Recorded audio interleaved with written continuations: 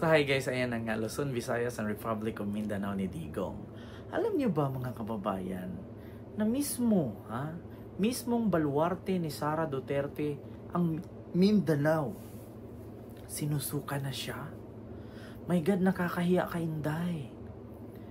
According dito, sa nakita nyo ngayon, dito sa tatlong mga commentator, sa trust rating ni BP Sara, dumausdos sa Mindanao. Diba, biruin nyo ha, ito, politiscope ito ha, na reaction nila, na kung saan, ipipli ko ngayon mga kababayan, na mismong Mindanao, sinusuka si Sara. Actually ha, gusto ko lang i-clarify, not all in Mindanao, sa mga Duterte. Marami pong lugar sa Mindanao na liberal. Marami din pong lugar sa Mindanao na maka-Marcos. Hindi po lahat ng lugar sa Mindanao ay maka-Duterte. Kaya gusto ko lang pong klaruhin po, gusto ko lang pong i-clarify. No? Hindi po hari ang mga Duterte sa Mindanao. Actually, nakilala ko lang yan si Duterte umpisa nung tumakbo siyang presidente. Pero noon, hindi ko siya kilala. Noong 2016 lang, nakilala ko siya, na prinumot siya ni, actually binalita ni Karen, ni Corina Sanchez na dapat si Duterte tatakbong presidente yan kasi maalakamay na bakal. Magaling kasi binalita yan noon actually pinakain ni Digong kasi yung treasurer ba yun, secretary ng Cheque, pinapanguya niya ng papel. Oo, kaya doon nag-umpisa na nakilala siya sa balita. Pero yung pagdating sa Mindanao, not all part in Mindanao kilala si Digong. Nakilala lang siya noong 2016. No? And then at that time, naging presidente siya, doon na umusbong ang kanyang name. And then now, sinira ng anak niyang si Sara. So ito po mga kababayan, ipa-show ko po sa inyo itong naturang reaksyon itong tatlong tao dito sa video na kung saan si Sara Duterte bumagsak at Visayas and Mindanao sinuka siya. Bago ko i-play ha, ano nga ba ang rason kung bakit bumagsak ang ratings ni Sara or sinuka siya sa Visayas at Mindanao? Dahil po sa una, yung ugali niyang basura. Pangalawa, yung pagbanta niya sa presidente na kung kaya niyang bantaan ang presidente ng Pilipinas, paano pa tayong ordinaryong Pilipino? Pangatlo, yun yung matigas ang ulo niya at saka parang abogada daw siya pero bobo siya. Diba? So ito po, pakinggan niyo. So the decrease in trust rating can be seen from older age segments. Okay. And ito, sir, mga damatans to. Ang ito interesting sa decrease sa trust rating ni VP Sara Duterte. The decrease in trust rating, meron po na notable sa Visayas and sa Mindanao area. Now that's Baluarte niya. Na supposedly, he is perceived to be stronger in those areas, right? I know. Para sa akin, gusto kong reaksyonan. Hindi lahat ng lugar sa Visayas and Mindanao makasara. Take note, si Sara wala pong nagawa sa Visayas. At si Sara, wala po siya nagawa sa ibang part ng Mindanao, only in Davao. So, paano nyo nasabi, ito gusto ko lang reaksyonan ha, paano nyo nasabi na si Sara Duterte, baluarte niya ang Mindanao? At paano nyo nasabi na baluarte niya ang Visayas? Not all the part, maskin sa Visayas, ni hinga ni Sara, wala po siyang naiambag. Sa lahat ng lugar sa Visayas, walang naiambag si Sara Duterte. And also in Mindanao, only Davao lang siya. But sa Mindanao malaki, nandyan po ang Cagayan, De Oro, Oroqueta, Osamis, Dipolog, Dapitan, Zamboanga, Jensan, 'di ba? Cotabato, Coronadal, Sultan Kudarat, nandyan pa ang Tawi-Tawi, nandyan pa ang lahat ng Hulusulo, lahat ng lugar sa Mindanao hindi po nakabigay ambag si Sara Duterte. Pangalan niya as a Vice President in the Republic of the Philippines, pero Vice President lang. Pero pagdating sa nagawa, wala po siyang nagawa. Ako po, gusto ko pong i-clarify ha, hindi po natin masasabing baluarte niya ang Mindanao. Bakit? Ni isang lugar sa Mindanao walang natulungan si Sara maliban sa Davao. Maskin nga ang lugar niya sa Davao At hindi din lahat pag sinabing Davao ay sakop ng mga Duterte. Only Davao City. Sa ibang lugar sa Davao is iba na po ang mayor, iba na po ang congressman at iba na po ang governor. 'Di ba? So, wag niyo sabihin na baluarte ni Sara ang Mindanao. Kaya anytime pwede siyang sukahin dun, 'di ba? O then yun. Opo, so it decreased actually by, in terms of Mindanao, it decreased by 6% ang kanyang trust rating Mataas sa Mindanao. yan. But it's still pretty high at before 75%. Ngayon, Ma'am Ina, 69% ang kanyang trust rating sa Mindanao area.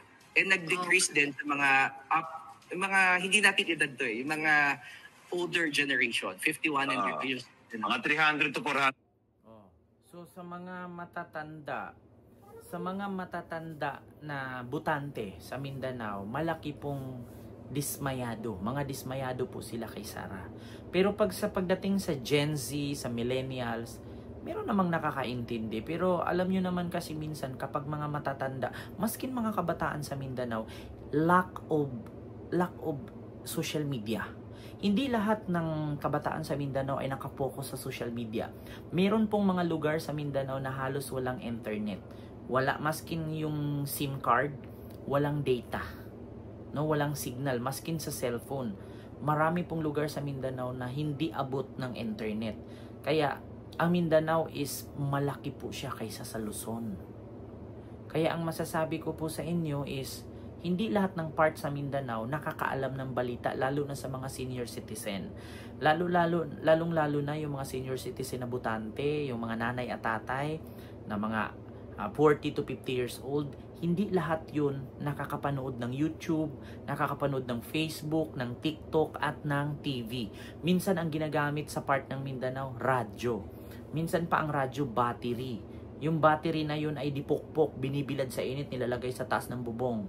Oo, totoo yan kasi ako I experienced that. Diba? English yun.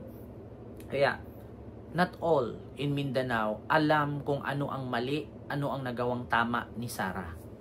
Pwede nating sabihin na wala silang alam pagdating kay Sara, kaya pag tinanong sila, Sara lang sila. Pero pag nalaman nila ang kabulaktugan at kawalang hiyaan ng mga Duterte, malamang sa malamang, kahit hindi mo natanungin kung Sara ba sila or bongbong ba sila, malamang sa malamang aayaw sila kay Sara. Especially sa mga lumad. Sa lumad kasi sa entire Mindanao, maraming lumad or yung sinasabi natin na yung mga tribes. Kadalasan kasi sa mga tribes, mga walang cellphone yan. Maraming mga kabataan, mga minor de edad sa mga tribu-tribu sa Mindanao na walang cellphone. Minsan pag nakakita, ako actually, nakapunta ako sa Mindanao kasi my mother is in Mindanao. So, born and raised in Mindanao. So, marami akong mga kaklase at the time sa Mindanao na pag nakakita sila ng bus, natatakot. Pag nakakita sila ng cellphone, titigan nilang mabuti, tutuktukin nila. Bakit? May tao sa loob. Pero hindi ko sinabi na until now may ganun na. Pero hindi ko rin sinasabi na until now wala nang ganun. Meron pa rin. Kasi not all place in Mindanao may coverage. Hindi lahat ng tao sa Mindanao nakakabili ng gadget. Hindi lahat ng tao sa Mindanao may laptop na pupunta ng Starbucks. At not all place in Mindanao may 7-Eleven and Starbucks. Hindi katulad dito sa Mega Manila na ang mga kabataan dito nagti-TikTok, nag-YouTube, nagbibigo, di ba? Sa Mindanao, iilan lang. Sa mga cities area lang. Pero pagdating sa mga urban, sa mga rural place, wala. Kasi ako mismo, experience ko yan eh. Nakatira din kami sa bukid. Nagtatanim kami palay, gulay. Pero pagdating mo sa bukid, para kang nakatira sa mga sinaunang panahon. Makakarinig ka lang sa radyo, tapos yung radyo ibitin mo pa sa puno. Bakit? Para may signal. Tapos voluman mo malakas. Oh, that's not all place in Mindanao may ilaw. Yung iba, lampara pa ang gamit. Alam mo yung lampara, yung gas, kerosene, yun ang nilalagay. Petromax pa nga yung iba eh. Oo, and not all place in Mindanao na namumuhay ng katulad sa Maynila. Yung iba nangangaso pa. Uso pa ang pangangaso sa Mindanao. Minsan nga sa sobrang pangangaso mo, makikita mo mga rebelde nagigera pa eh. Kaya sabi ko sa inyo, hindi lahat ng taga Mindanao ay makasara. Minsan yung iba narinig lang nila sa radyo na magaling ang mga Duterte, so bumuboto sila. Pero pagdating sa lugar namin, no, mga ano na, civilized na yung mga tao sa amin. Hindi ko lang alam sa ibang lugar sa Mindanao. So yun po yung ating reaction ngayon na ang trust rating ni BP Sara dumausdo sa Mindanao. Hindi naman din kasi lahat ng lugar sa Mindanao ay makasara at makaduterte. Bakit? Porket ba Duterte sila lang? Maraming mga magagaling na politician sa Mindanao. Hindi lang mga Duterte, nandyan ang mga ampatuan, nandyan ang mga tinatawag nating mga dimapuro, nandyan ang mga halushos, nandyan ang mga klimako, di ba? Nandyan ang mga yebes, mga uy, mga tan, mga yap, mga lim, di ba? Nandyan ang mga paruhinog. Hindi lang sila, nagkataon lang na tumakbong presidente si Digong.